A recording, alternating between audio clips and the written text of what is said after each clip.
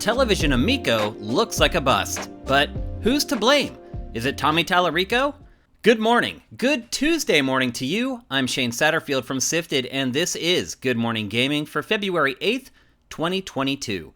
It comes bright and early every weekday to our patrons who pledge at patreon.com/SIFTD, and it's delayed a couple days later for everyone else. If you like our content, we also have a separate podcast feed for our flagship show, Game Face, that you can find by searching your favorite podcast service. You'll find the podcast versions of the rest of our content in the same feed you found this. So it was announced today that Tommy Tallarico, you guys know Tommy. Tommy is one of the pioneers of video game music. He was a co-host on a show on G4 called Reviews on the Run for years and years. He does the video games live concerts that tour all over the world. He was on 3-Night Weekend about a year ago, where I interviewed him about the Intellivision Amico. He has decided to step down as the CEO of the company. He has had that position since the company formed in 2018. He is going to be replaced by former Chief Revenue Officer Phil Adam. According to a statement provided by the company, Tallarico will remain on board as the company's president, as well as its largest shareholder. Well, yeah, there's no way Tommy's going to give up his shares in a company that he essentially founded. But for the most part, Tommy will be taking a step back on the Intellivision Amico brand for the foreseeable future and beyond. What does this mean? Well, first of all, I would argue that it means Intellivision Amico is in really bad shape. If you've worked on something for 3 years and it's reportedly, and we don't even know this for sure, is reportedly about to launch, you don't step down as CEO at the 10th hour. You just don't do it. If you have confidence that the product is going to be amazing, why would you take your name off of it just as it's about to be released? It doesn't add up. It doesn't make sense at all. Tommy has had a very rough promotional cycle with Intellivision Amico. Now, he was great on 3-Night Weekend when I talked to him about it. Granted, he was basically trying to sell the product the entire episode, and it was a challenge as a host to get him back on other topics at times. But he was certainly passionate about Intellivision Amico. I don't think there's any denying that, and he should be. It's his baby, his name's all over it, or was all over it.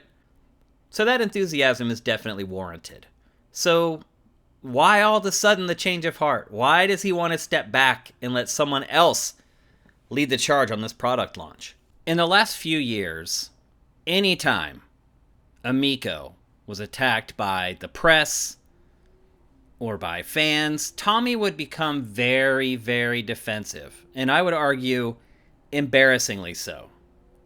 He has got in embarrassing arguments on the official Amico message boards. I've seen him get in arguments on social media with people who question things about Amico. Generally, he's been very defensive about it, and it wasn't a good look, and it hasn't been a good look. Keep in mind also that there are already Intellivision Amico games available for sale. They have been for sale in stores since November. The console still hasn't launched. It has been delayed 3 times. The last date that we got was by the end of 2021. Now it's February. Product still hasn't launched. Tommy did say on 3-Night Weekend a year ago that they were having issues getting components to build Intellivision Amico and its controller. And I remember on Game Face, immediately after that episode of 3-Night Weekend, I expressed concern about Intellivision Amico. And I was surprised. There were quite a few people who pushed back on that and said they were excited by it. Mostly people on YouTube. When we posted the episode on YouTube, people were excited for it. They thought it was maybe going to be something different, maybe something that their kids could actually get into and enjoy, something they could play with their entire family. A sure sign that all the messaging that Tommy was doing about Amico was sinking in for some people. Wasn't sinking in for me, though. Other data that suggests maybe why Tommy also has decided to step down now, it was announced back in November when the games went on sale that at that point, they only had 6,000 pre-orders for the console. That's not good. Now, you guys know Tommy as the person I described when I first started discussing this, but I know Tommy on a more personal level. He's a friend. I've known him for, I guess it's been, personally I've known him now for 15 or like 18 years maybe? We worked together at G4 for a long time. I worked on X-Play, he worked on Judgment Day and Reviews on the Run, the review show that he was on. And so I do know him personally. I am friends with him on Facebook. And it is interesting. Facebook has become, I know a lot of you think Facebook is for old people, and it probably is. If you look at the demographics, it's probably mostly older people on the platform. But Facebook is different because you get to know people on Facebook more than you do if you follow them on, say, Twitter or Instagram. On Facebook, they post stuff, personal stuff, about their family. I think there's less fear of backlash there because he decides who gets to see his posts on Facebook. So you have to be a friend of his. And this week, and I don't want to get too personal about this, but I do want to explain what's going on here. I think this is important to what's going on. Tommy posted a long Facebook update a couple days ago talking about how his father was ill and his father had moved in with him. He is taking care of him. He said his brother had come out to help for a while, but he said a lot of it has fallen on his shoulders, even though they do have like a day nurse that comes in and takes care of his dad pretty much all week long. And I am sympathetic to that. I mean, I think all of us think about that day when our parents may have to move in with us and how we'll react to that kind of thing, or just what it will be like if your parents become ill and you fear that they may pass. So I am very sympathetic to that, without a doubt. But I would be lying if I didn't say I had a little bit of skepticism over the post. I don't question that it's difficult for his father to live there at all. I can't even imagine what that would be like, particularly a parent who's very sick. But Tommy is a very wealthy man. And as he did say in the post, he is paying, hospice to come into his house and take care of his father all week long. And so I'm sure it's an adjustment for Tommy, and it's not ideal for conducting business. But, and again, I hate to say it just feels like it was a convenient way for him to kind of slide out from underneath Intellivision Amico. It just does. So the question is, what's going to happen to Amico? Is it going to even launch? Are people who pre-ordered the console going to get their units? Or are they just going to throw in the towel? To Amico's credit, its new CEO, Phil Adam, did say that nothing has changed. He will be working hand in hand with Tommy on the launch of the console. Said the launch is coming. Didn't give a date. Here we are, February 2022. Didn't give a date. It just feels like it's all caving in.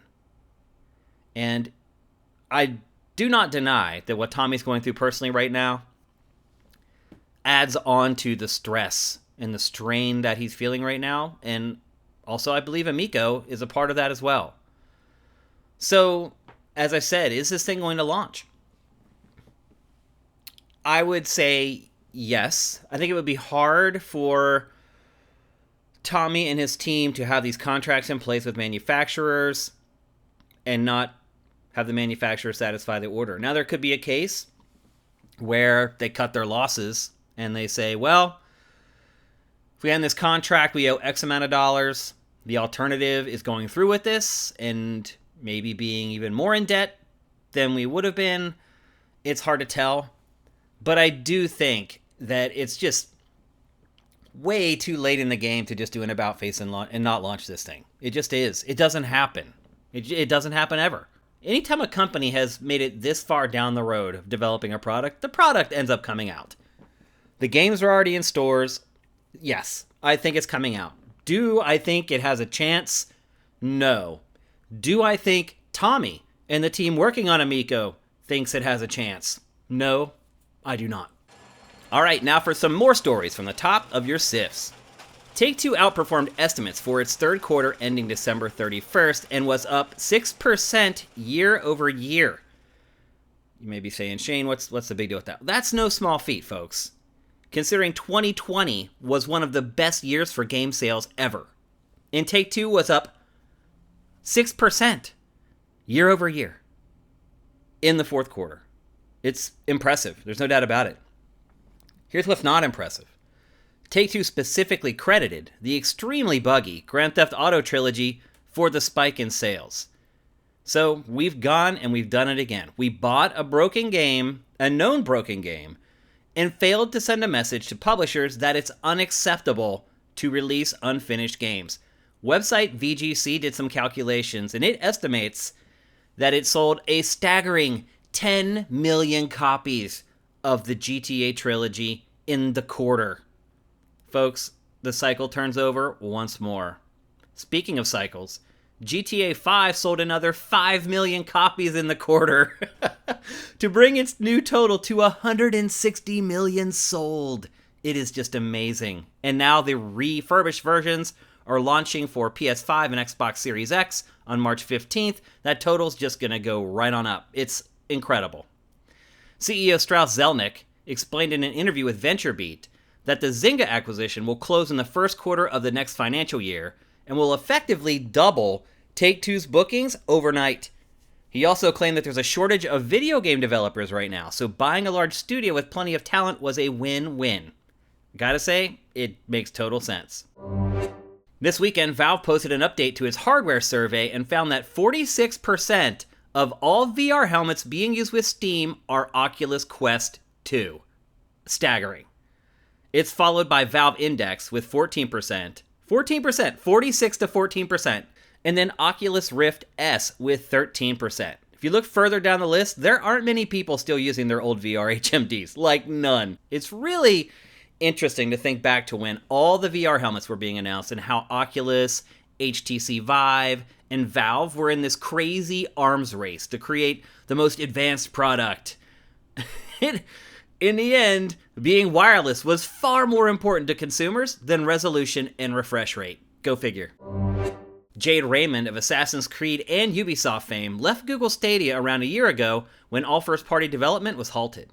She signed on with PlayStation in March and formed a new studio called Haven, and today we finally got the first details on what she's been working on. According to French publication Le Devoir, Raymond pitched 3 games to PlayStation, and it chose a persistent and evolving online game for PlayStation 5 and PC that will seek to differentiate itself from other online games by promoting, in quote-unquote, inclusion and caring. Whatever that means. It sounds interesting at the very least. Raymond also claimed that the team at Haven has tripled in size and will be working with PS5 architect Mark Cerny to get as much from the console as possible. It's good to see Jade in a position with plenty of support where she could be able to excel. Finally.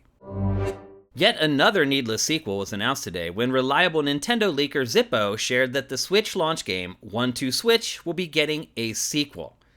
The game didn't make much of an impression at release because it honestly failed at its promise of truly showing off all the capabilities of Switch and its Joy-Con controllers, but it still managed to sell at least 4 million units at this point, which is more than enough to warrant another one. The original has a 58 on Metacritic, so we'll forgive you for not rushing out to pre-order the sequel.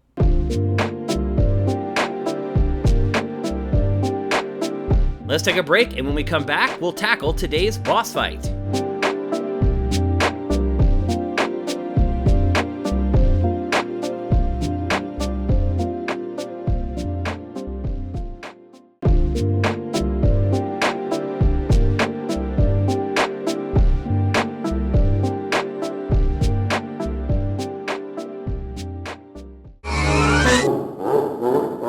Welcome to today's boss fight, where I tackle random topics that may or may not be related to video games. So Game Face will be streaming live later today at 1 p.m. Pacific, 4 p.m. Eastern at twitch.tv/SIFTDgames.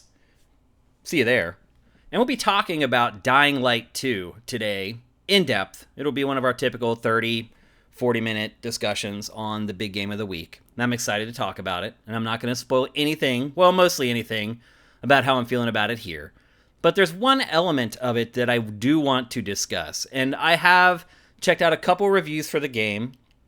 Well, more than a couple. I've read a few reviews, and all of them complain about bugs. And most of the reviews, when they explain why the scores are what they are and why they deducted points, it was typically because, in their opinion, the game was broken or just extraordinarily buggy. And they're not lying. I'm not accusing them of lying. You can see in their review footage, they've captured plenty of gameplay of bugs. Just crazy amounts of bugs. It really runs the gamut. There's cutscenes that don't work right. There's voice acting that disappears. There's times when the frame rate just bottoms out. I've seen it with my own two eyes. They're not lying. They have encountered tons of bugs in Dying Light 2. I have now played Dying Light 2 for... I didn't look at the counter, I should have, but my guess is probably 15 hours at this point, maybe a little more. And I'll be playing more tonight before I discuss the game today on Game Face. And I have not experienced a single bug. Not one. Not even a little rinky-dink, like, characters clip through a wall. Nothing. I have experienced no bugs whatsoever. Not one. Now, there was a very small patch released for the game. It literally took me, I think, a total of 10 seconds to download the patch. So I don't know if there was some kind of a fatal flaw in the code that they discovered and fixed, and it was in that first patch. It's hard to imagine they wouldn't have discovered something like that before launch. So I don't really think that's it, but that's also kind of beside the point.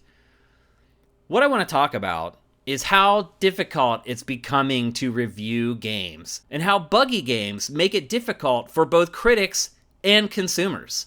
So I did not get early review code for Dying Light 2. I went out and bought it just like you, paid my $60, my $65 after tax, and brought it home and played it and downloaded the little patch. Obviously, most of the people who have reviewed the game at this point got early review builds for the game, played the review builds, got the bugs, filed their reviews, done and done. No harm, no foul.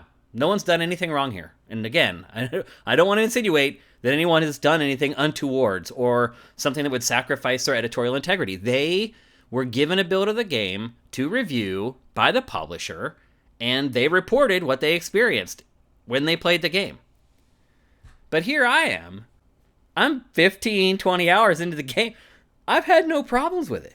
So, if I were to write a review, my review would not be deducting points for bugs or crashes or anything of the sort, because I've had none. So, how do you review games reliably for consumers? In this case, I'm a consumer. I went to a store and I bought this game, and I've been playing it nonstop since I got it. Not exaggerating, literally nonstop basically since I got it. And I've had no problems with it. So I haven't written a review for this, and you will get my impressions of it later today on Game Face, where I'll talk in depth about what I like and don't like about it. But I sure the heck would not be deducting any points for bugs.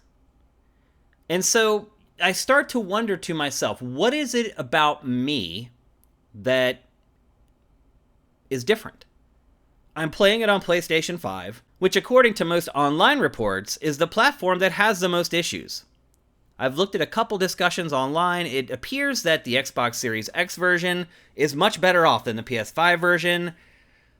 I'm playing the PS5 version. Again, not a single bug, not a single issue in that way.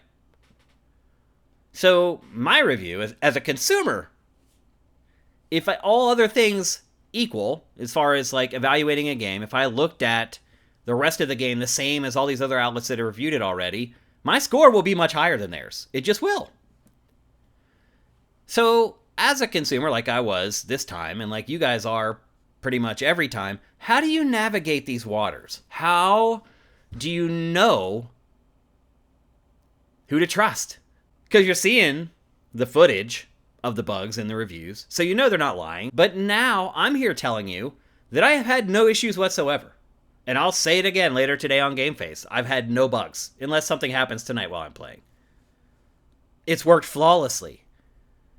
But do you trust me, or do you trust the reviews? You should trust the reviews because you're seeing it with your own eyes. But for me, how do I show you that a bug has never happened? It's easy to show that a bug has happened. It's impossible to show that a bug has never happened, unless you watch me stream the game from beginning to end. There's no way. So how are you navigating these murky waters as a consumer? Have you just accepted at this point that games are going to have bugs? And you've set a limit on what you're willing to tolerate when you buy a game. Now, as I mentioned earlier in this episode, the Grand Theft Auto Trilogy, everybody knew that thing was busted, and it sold 10 million copies in a quarter. So the general consumer has decided it's willing to accept a pretty hefty amount of bugs and still pay full price for a game. There were no secrets about the GTA Trilogy after the first 12 hours.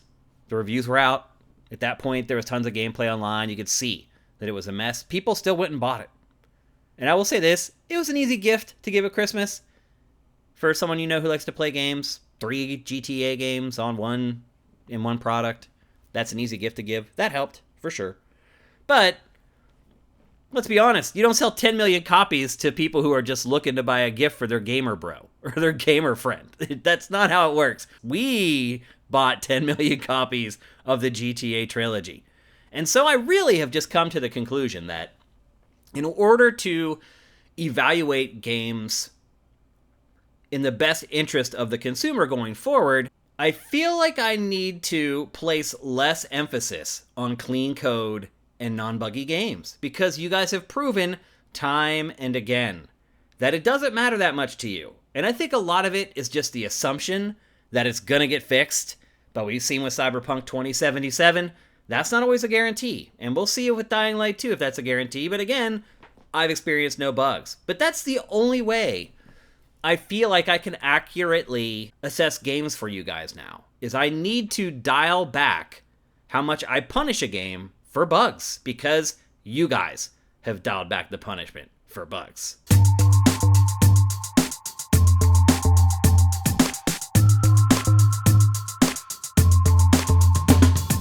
Thanks for listening to Good Morning Gaming. I appreciate every single one of you who listens to GMG. I'm Shane Satterfield, and you can do what the cool kids do and follow me on Twitter @Dinfire, and follow Sifted Games while you're at it @Sifted Games. We'll be back with another one tomorrow, but until then, make sure you seize today, because there will never be another.